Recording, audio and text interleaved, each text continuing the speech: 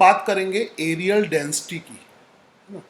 तो यहाँ पर मैंने लिखा है एरियल डेंसिटी, एरियल डेंसिटी लिखा है, एरियल मास डेंसिटी लिखा है, ठीक है, एरियल मास डेंसिटी लिखा है। मगर जो डिस्कशन है वो एरियल चार्ज डेंसिटी के लिए भी वैलिड है, तो मैं यहाँ पे मास हटा देता हूँ, ठीक है, एरियल डेंसिटी, और मैं दोनों डिस्कशन एक साथ कर लेता हूँ, ठीक है, areal density, okay, got it, areal density.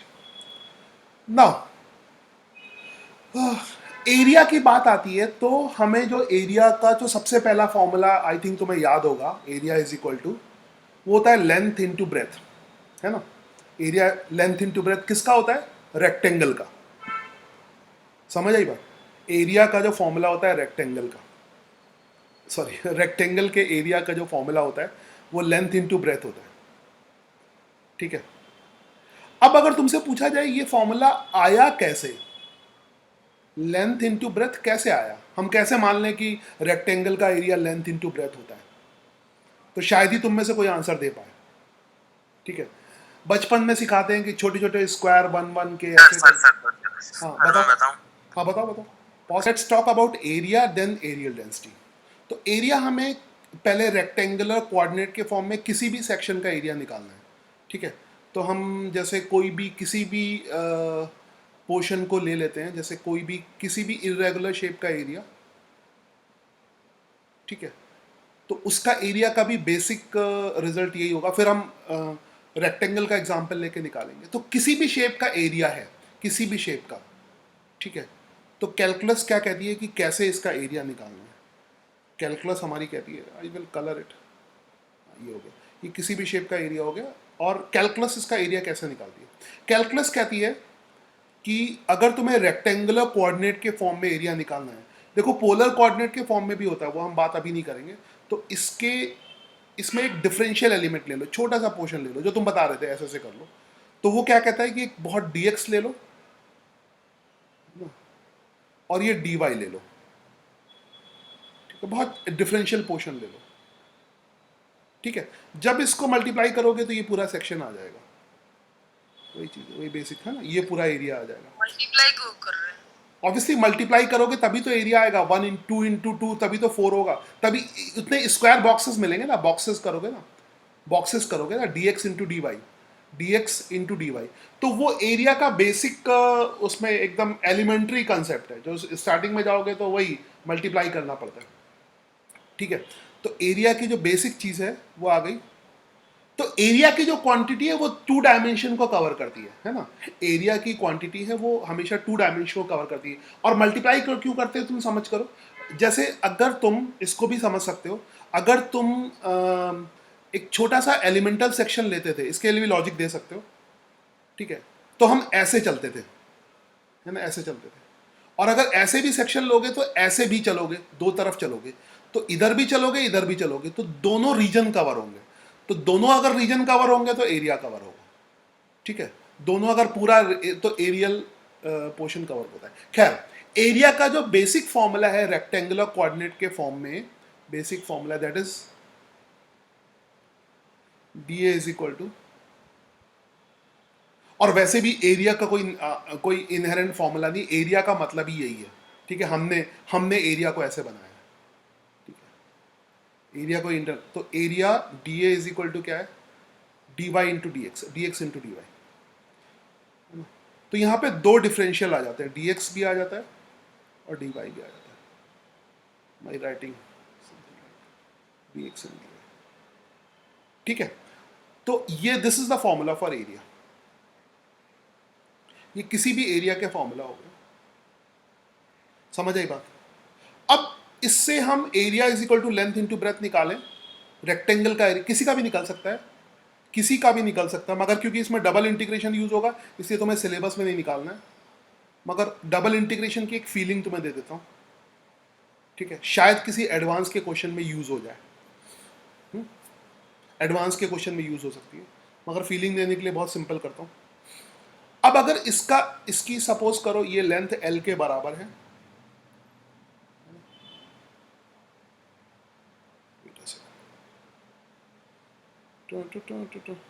अगर ये लेंथ एल के बराबर है और ब्रेथ ही, एरिया का बेसिक फॉर्मूला हो गया, ठीक है, एरिया का बेसिक फॉर्मूला हो गया dx अपॉन dy। अब किसी का भी एरिया निकालना है dx इंटू dy, सॉरी किसी का भी एरिया निकालना अपॉन नहीं मल्टीप्लाई, किसी का भी एरिया निकालना तो dA इज इक्वल टू क्या करोगे dx इंटू dy, कोई भी पोर्शन का एरिया है ना।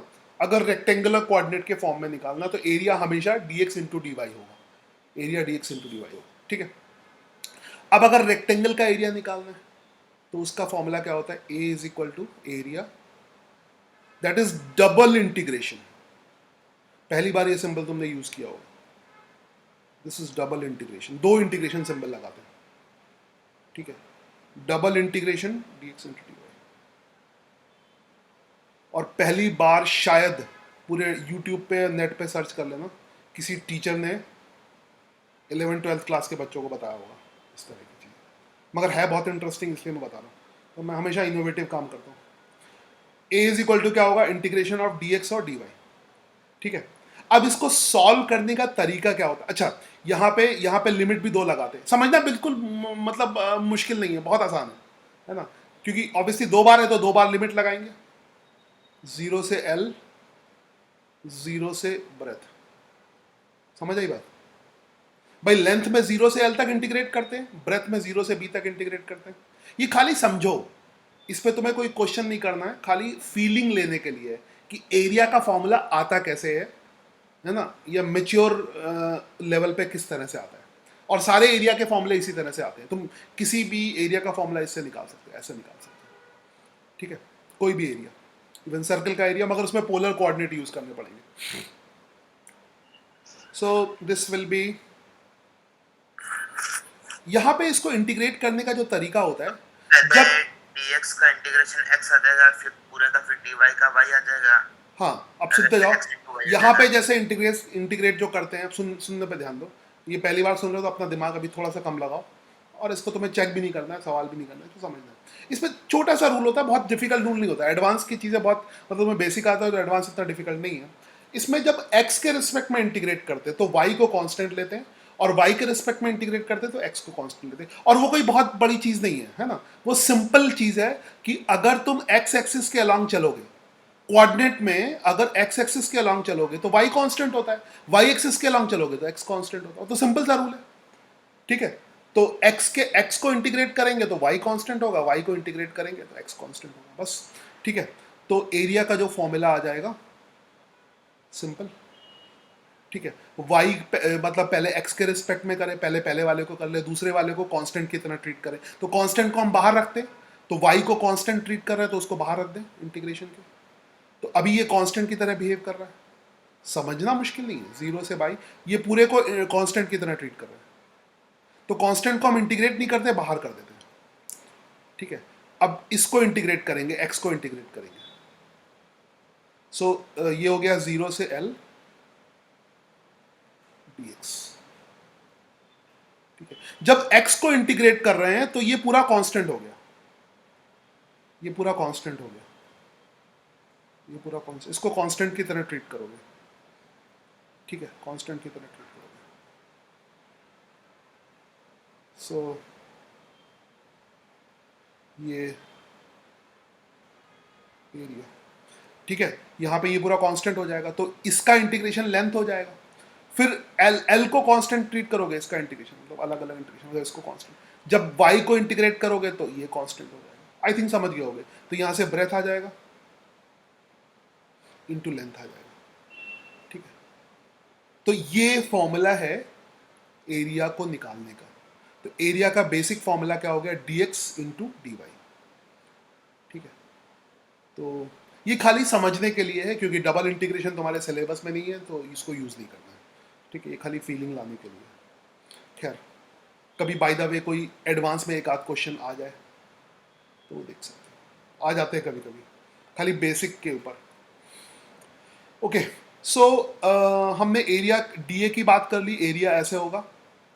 अब डेंसिटीज की बात कर ले, एरियल डेंसिटी की बात कर ले, तो एरियल मास डेंसिटी को किससे रिप्रेजेंट करते हैं, सिग्मा। एरियल मास डेंसिटी और एरियल चार्ज डेंसिटी के लिए सिंबल भी एक जैसे होते हैं, तो मैं अलग अलग कलर यूज करूंगा, खाली फॉर्मूले में फर्क होता है। तो एरियल मास डेंसिटी क्या हो जाएगी, डीएम अपॉन डी ए, और डी ए क्या हो गया, D X into D Y, ठीक है। डी ए का मतलब क्या हो गया, D X into D Y. तो ये हो गया सिग्मा, ये एरियल मास डेंसिटी का जनरल फॉर्मूला हो गया, ठीक है।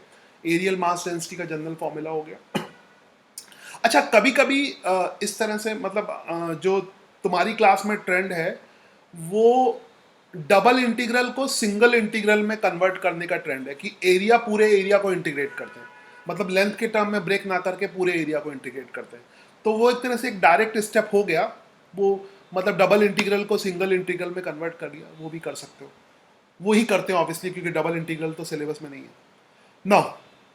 उसके बाद मैं कलर चेंज करके चार्ज डेंसिटी का यूनिट वगैरह नहीं बताऊंगा, क्योंकि मैं तुम्हें इतना बेवकूफ़ नहीं समझता कि तुम यूनिट ना निकाल पाओ इसकी, है ना। तो मास की किलोग्राम और एरिया किलोग्राम पर मीटर स्क्वायर, है ना, तो यूनिट तुम निकाल सकते हो इसकी। सिमिलरली चार्ज डेंसिटी का भी यही सिंबल होता है, सिंबल भी दोनों के एक जैसे होते हैं।